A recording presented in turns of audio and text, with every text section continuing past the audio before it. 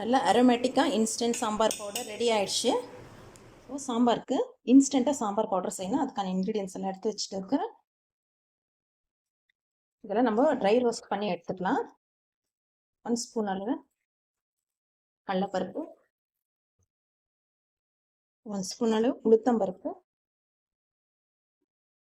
தனியா எடுத்துக்கலாம்.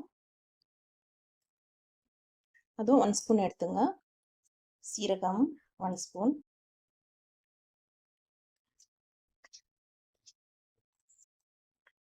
வெந்தயம் ஒரு 1/4 ஸ்பூன் அளவு எடுத்துங்க. மிளகு 1 ஸ்பூன் எடுத்துங்க. அப்புறம் லாஸ்ட்டாக நம்ம பெருங்காயம் ஆட் பண்ணிக்கலாம். மிளகு, சீரகம், மிளகா, தனியா, நான் 2 வேடிகை, ஒரு 5 குண்டூர் சில்லி எடுத்து வச்சுருக்கேன். காரத்துக்காக வேடிகை, கலருக்காக எடுத்து வச்சுருக்கேன். கொஞ்சம் கறி லீவ்ஸு, மிளகு, சீரகம், தனியா, முழு தனியா எடுத்து வச்சுருக்கேன். இதெல்லாம் நம்ம ட்ரை ரோஸ்ட் பண்ணிக்கின்னு மிக்சியில் பவுடர் பண்ணி எடுத்துகிட்டு வரலாம். 1 ஸ்பூன் அளவு உளுத்தம் பருப்பு, 1 ஸ்பூன் கடலைப்பருப்பு. அப்புறம் லாஸ்ட்டாக நம்ம பெருங்காயம் ஆட் பண்ணிக்கலாம். இன்ஸ்டன்ட் சாம்பார் பவுடர் செய்கிறதுக்கு நம்ம எடுத்து வச்சுக்கிற இன்க்ரீடியன்ஸ் எல்லாம் ட்ரை ரோஸ்ட் பண்ணிக்கலாம்.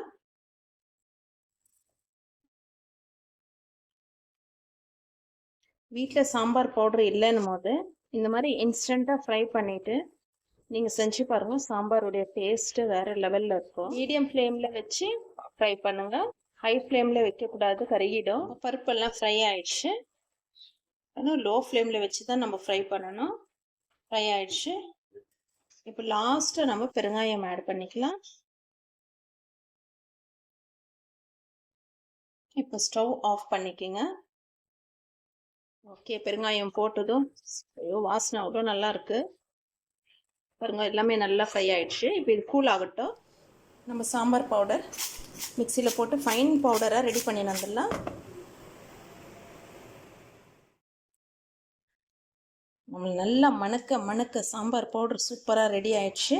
இதெல்லாம் மிக்சியில் நம்ம போட்டு கிரைண்ட் பண்ணது ரொம்பவே நல்ல அரோமேட்டிக் ஸ்மெல் வருது. இன்ஸ்டண்ட்டான சாம்பார் பவுடர் நம்ம செஞ்சுட்டோம். இது ஒரு ஏர்டைட் கண்டெய்னரில் போட்டு க்ளோஸ் பண்ணி வச்சுக்கோங்க. நெக்ஸ்ட் டைம் செய்கிறதுக்கு யூஸ் ஆகும். வீட்டில் இருக்கிற இன்க்ரீடியன்ஸ் வச்சு கொஞ்சமாக நம்ம 1 டீஸ்பூன் அளவு போட்டு தான் இது செஞ்சோம். ரொம்ப சூப்பராக நம்மளுக்கு சாம்பார் பவுடர் ரெடி ஆயிடுச்சு. தேவையாகிறவங்க எடுத்து சாம்பாரில் போட்டுக்கலாம் நம்ம.